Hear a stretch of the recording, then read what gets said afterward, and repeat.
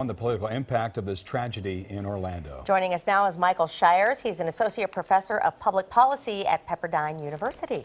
Mike, thank you so much for being here. It's good to be here. So let's talk politically, to boil it down, Clinton, Trump, who benefits the most from this?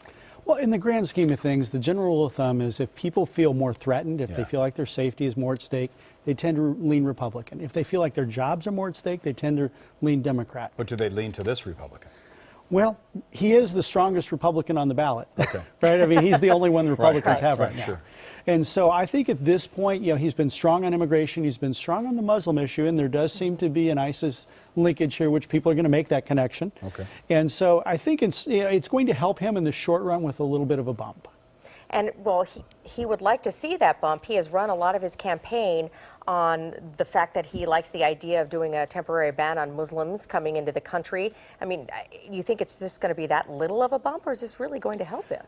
Well, it's a long way to November, so whether it moves him into the White House or not, it's hard to tell. Really, it comes down to both candidates to act presidential. I mean, you've seen President Obama take a little bit of a step back from politics. There was still a little bit in his remarks, but he took a step back. You saw both candidates, they're in campaign mode. They just couldn't let a good crisis die.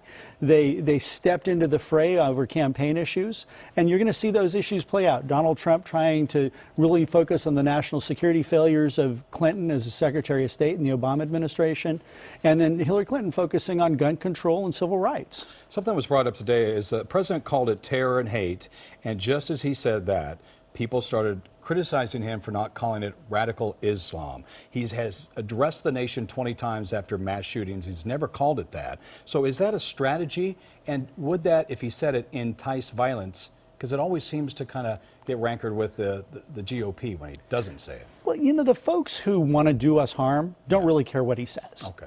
Right? I mean, there's not anybody sitting out there in the fringe that said, oh, he called it radical Islam today, now I'm going to attack.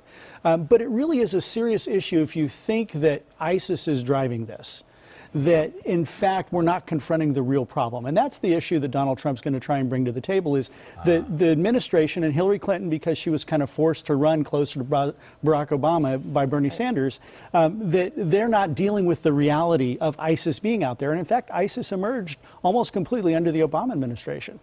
And so that's going to be their baggage going into this election.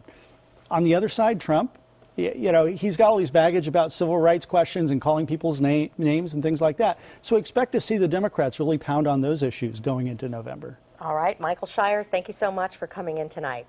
It's great to be here. Thanks.